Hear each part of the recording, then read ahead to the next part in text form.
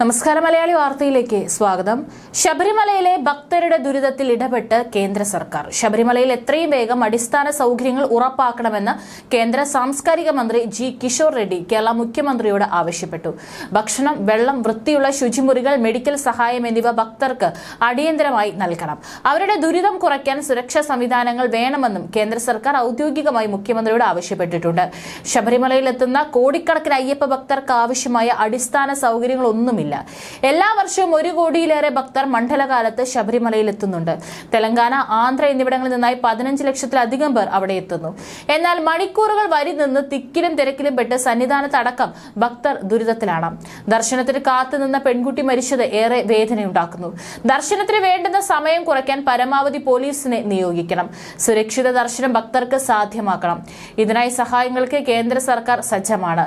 ഭക്തരെ സഹായിക്കാൻ സന്നദ്ധരായ NGOകളെ ക്ഷേത്ര പരിസരത്ത് പമ്പ സന്നിധാനം തീർത്ഥാടന പാതയിലും നിയോഗിക്കണം. കിഷൻ റെഡ്ഡി കൂട്ടിച്ചേർത്തു. ശബരിമലയിൽ മണ്ഡലകാലം ആരംഭിച്ചതോടെ വിവാദങ്ങളും കടന്നെത്തിയിരുന്നു. ശബരിമലയിൽ തിരക്ക് വർദ്ധിക്കുകയും തീർത്ഥാടകർ മണിക്കൂറുകളോളം ക്യൂ നിൽക്കേണ്ടി വരുന്ന സാഹചര്യം ഉണ്ടാവുകയും ചെയ്തതിന് പിന്നാലെ സർക്കാരിനെതിരെ വിമർശനങ്ങളുമായി പ്രതിപക്ഷ പാർട്ടികളും രംഗത്തെത്തുകയുണ്ടായി. ഇതിനിടെ തിരക്ക് വർദ്ധിച്ചെങ്കിലും വരുമാനത്തിൽ വലിയ ഇടിവുണ്ടായതായുള്ള വിവരങ്ങളാണ് ഇപ്പോൾ പുറത്തുവരുന്നത്. മണ്ഡലകാലം ആരംഭിച്ച് 28 ദിവസത്തെ ആകെ വരുമാനം കണക്കാക്കുമ്പോൾ കഴിഞ്ഞ വർഷത്തെ അപേക്ഷിച്ച് 20 കോടിയുടെ കുറവുണ്ടെന്നാണ് ദേവസ്വം ബോർഡ് വ്യക്തമാക്കുന്നത്. ദേവസ്വം ബോർഡ് പ്രസിഡന്റ് PS പ്രശാന്താണ് ശബരിമല കണക്കുകൾ പുറത്തുവിട്ടത്.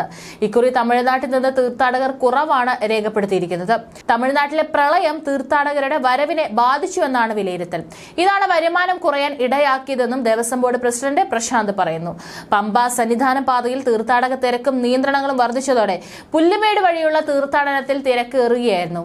പുല്ലുമേട് വഴിയുള്ള തീർത്ഥാടനത്തിന് ഏറിയതോടെ കാര്യമായ നിയന്ത്രണങ്ങൾ ഇല്ലാത്തതിനാൽ തീർത്ഥാടകർ അതുവഴി എത്തുകയായിരുന്നു. ഒരാഴ്ചയായി പുല്ലുമേട് താണ്ടി സന്നിധാനത്തേക്ക് എത്തുന്ന തീർത്ഥാടകരുടെ എണ്ണത്തിൽ ഇരട്ടിയിലധികം വർധനമാണ് രേഖപ്പെടുത്തിയിരിക്കുന്നത്.